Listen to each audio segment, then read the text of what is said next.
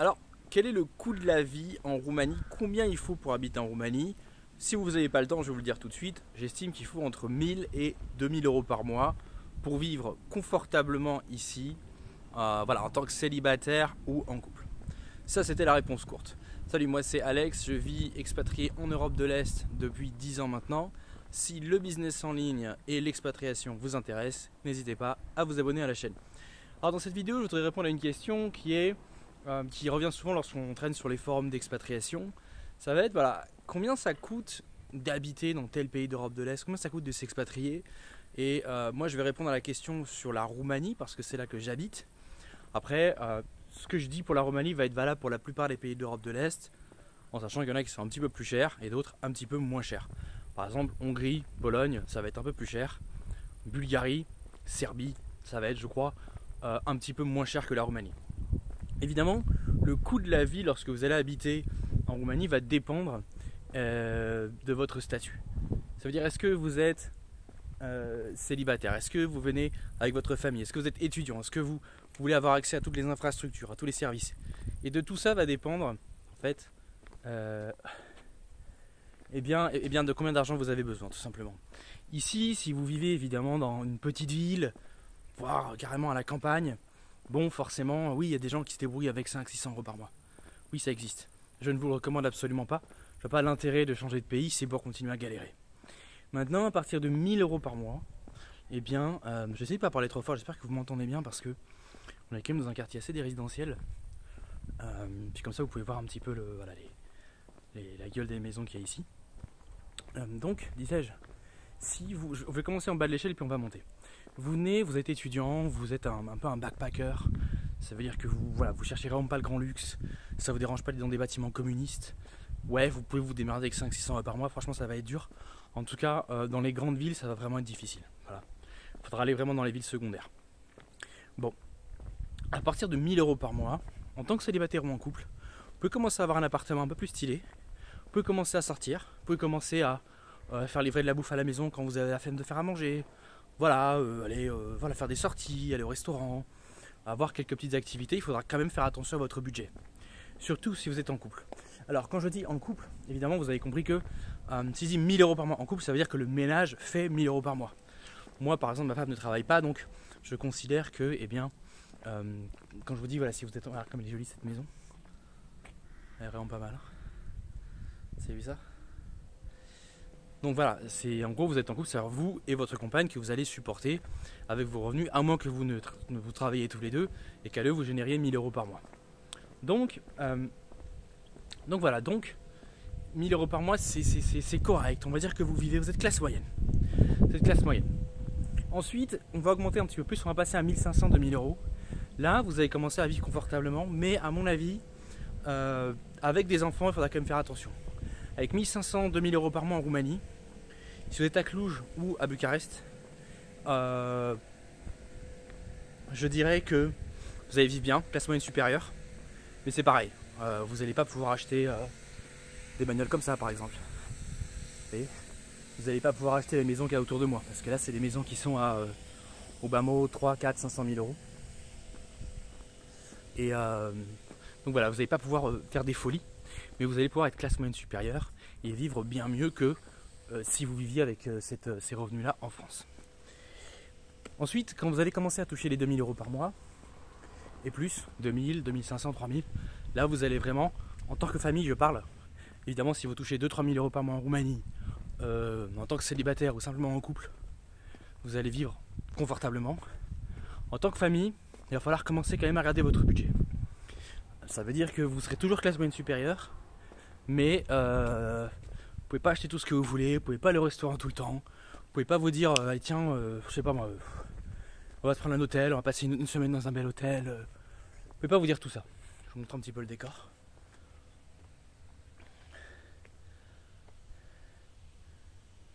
Hop. Vous pouvez voir un petit peu à quoi ça ressemble. Bon après, les quartiers sont différents en Roumanie de la même manière qu'ils peuvent être différents en France. J'espère que là ça fait un peu contre-jour, mais bon bref, c'est pas bien grave. Donc voilà, donc vous voyez, à 2-3 000 euros par mois, je pense que avec 1 ou 2 enfants, eh bien vous pouvez. Alors, tout à l'heure je disais que vous pouvez pas acheter une maison comme ça. En fait, ça dépend. Les taux d'intérêt ici sont très élevés. Cependant, la plupart des gens qui ont ces maisons-là ont ces revenus-là. Mais ils n'ont pas pu avoir de prêt avec ces revenus-là. Ça veut dire que souvent, ils vont avoir des capitaux de la part de leur famille, ou bien peut-être que quelqu'un de la famille travaille à l'étranger et a obtenu un prêt à l'étranger. Et grâce à ce prêt, a pu financer la maison. Donc ce que je veux dire, c'est que les gens qui vivent là, à mon avis, tournent autour de 2-3 000 euros par mois. Voilà. Après, il y a un peu plus aussi, bien sûr. Mais enfin, vous allez pouvoir vivre bien, mais voilà, cette classe moyenne supérieure, c'est pas vraiment riche, quoi. C'est pas riche. Après, quand vous allez commencer à avoir 4-5 000 euros par mois, là, même si vous devez supporter une compagne et des enfants, vous allez pouvoir être vraiment à l'aise. Qu'est-ce que j'entends par à l'aise? Ça veut dire que vous pouvez prendre une voiture comme ça. Ça veut dire que vous avez envie de passer une semaine dans un hôtel avec votre femme, mamie garde les enfants, vous pouvez le faire.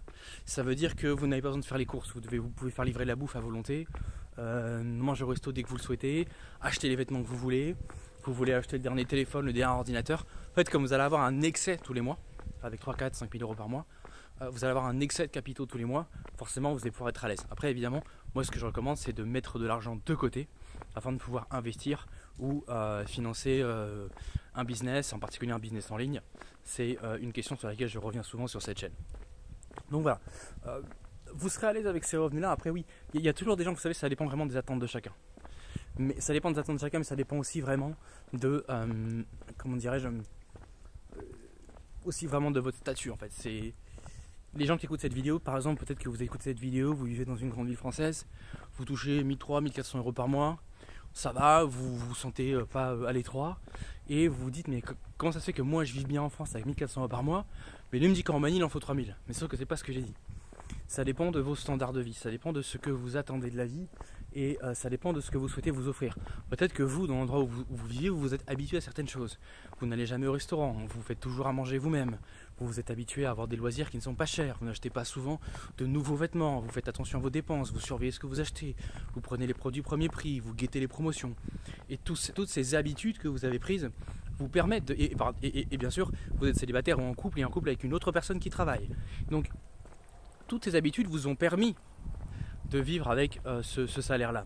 Mais à partir du moment où vous allez vouloir supporter une compagne, voire une famille sur un seul salaire, vous n'allez pas vivre à l'aise à Cluj avec 1300 euros par mois si vous devez supporter une compagne et des enfants.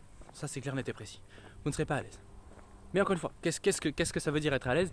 Peut-être que pour vous, surveiller vos dépenses, etc., c'est finalement pas si difficile que ça et que vous allez réussir à vous en sortir. Mais je parle aussi un petit peu à travers mon propre point de vue. C'est-à-dire, voilà, moi je considère être quelqu'un de la classe moyenne supérieure, on va dire. Donc voilà, j'ai pas vraiment de problème d'argent. Je peux pas non plus, j'ai pas non plus un nouvel ordinateur ou une nouvelle voiture tous les ans. Hein. Mais je fais attention à ce que je fais et surtout je mets de l'argent de côté pour réinvestir dans mes activités en ligne et aussi dans mes activités hors ligne. Donc voilà, bon, je pense que je vais pas non plus trop tourner autour du pot. Je pense que j'ai dit ce que j'avais à dire. Voilà, en gros pour résumer encore une fois, étudiant, backpacker, jeune homme célibataire, 700 euros, 1000 euros par mois, vous allez être correct. Vous allez avoir mieux, de toute façon vous aurez, en gros, hein, on va être clair, vous aurez toujours mieux ici que ce que vous avez en France. Pourquoi? Parce que le coût de la vie est moins cher. Donc vous aurez toujours mieux ici que ce que vous avez en France. Quand vous allez arriver ici, vous allez sentir un poids descendre de vos épaules tout de suite, à condition que vous gardiez les mêmes revenus. Alors comment garder les mêmes revenus si on ne veut pas travailler ici? Ce sera le sujet d'une autre vidéo. Je crois que j'ai déjà sorti la vidéo sur comment trouver un emploi à l'étranger. Vous pouvez trouver un emploi à l'étranger, mais le mieux ça reste bien sûr de faire un business qui vous permette du coup de ne pas avoir à travailler localement pour un employeur local. Mais bon, c'est pas le sujet de cette vidéo. Mais enfin, ce que je veux dire c'est que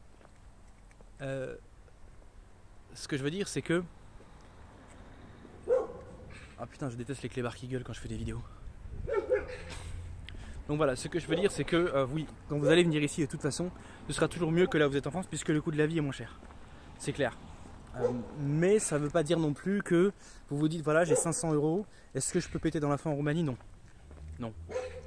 Non. Et en plus de toute façon, ne cherchez pas à venir ici pour aller dans les petites campagnes parce que ici les campagnes ça reste au sous-développement.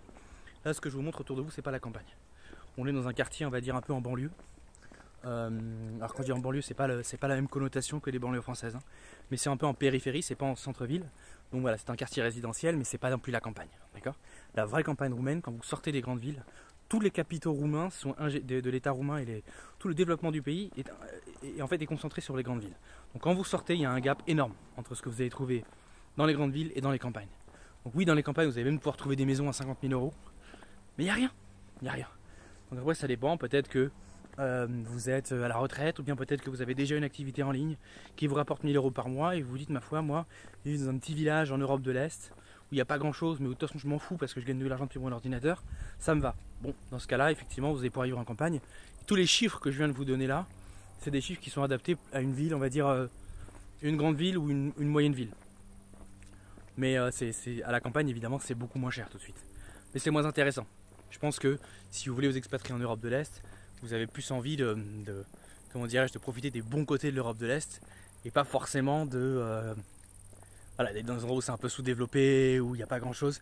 Il n'y a pas de criminalité, que vous n'allez pas être dans un coupe-gorge avec des coupeurs de route qui vont vous... Mais en gros, voilà, si vous allez dans un petit village, potentiellement votre voisin il élève des poules, tout simplement. C'est un paysan qui élève des poules.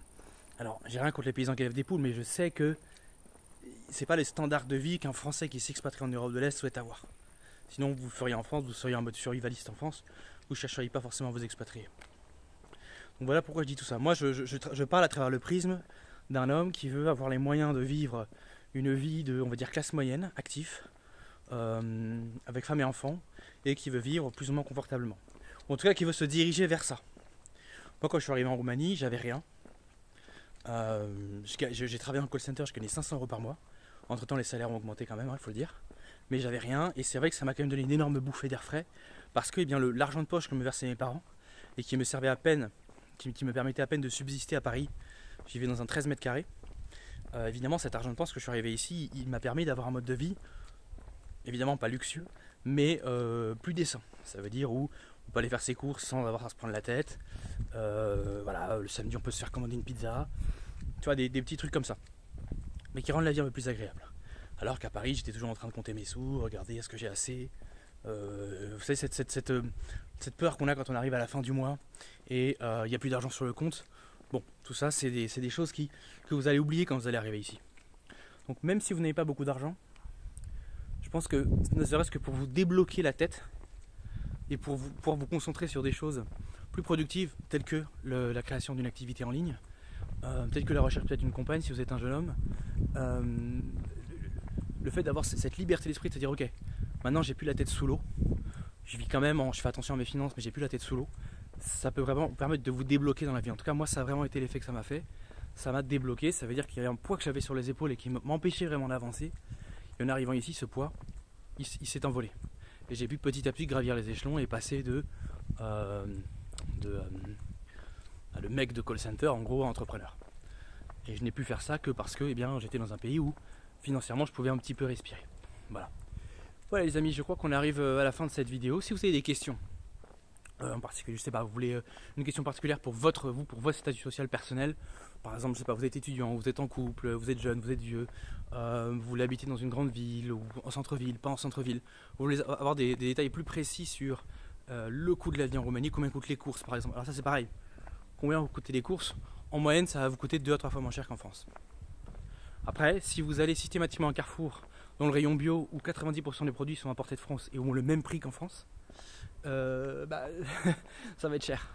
Hein. Si vous allez dans les épiceries fines, vous allez chercher du vin français, vous cherchez votre fromage français, il y a tout ça, hein, mais c'est le prix français. D'accord. Les parfums aussi, les parfums sont exactement le même prix qu'en France, voire des fois légèrement plus cher. La technologie, même prix. Un MacBook ici, c'est le prix d'un MacBook en France. Donc tout ça, c'est des choses où le prix n'a pas varié.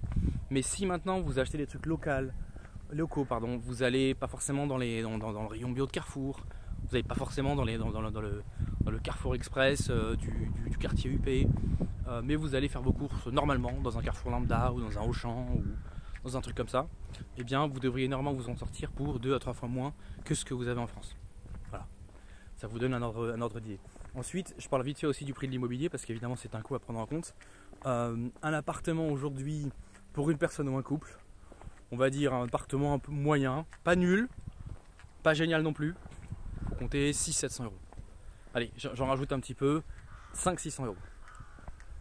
Allez, je vais même descendre encore un peu plus. 4 à 600 euros, mais attention parce que vous pouvez aussi tomber sur de la merde. Ensuite, si vous voulez un appartement, un salon, une chambre de luxe près du centre, ça va être 7 à 900 euros par mois. D'accord, et si vous voulez plus, de toute façon j'ai fait une vidéo sur l'immobilier en Roumanie, n'hésitez pas à la regarder. Je vous fais un détail du prix de l'immobilier.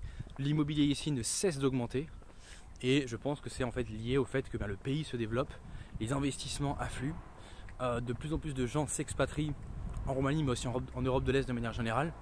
Je connais des gens qui sont dans la technologie, qui sont en Hongrie, qui sont en Bulgarie, qui sont en Serbie et qui sont bien sûr en Roumanie où je suis.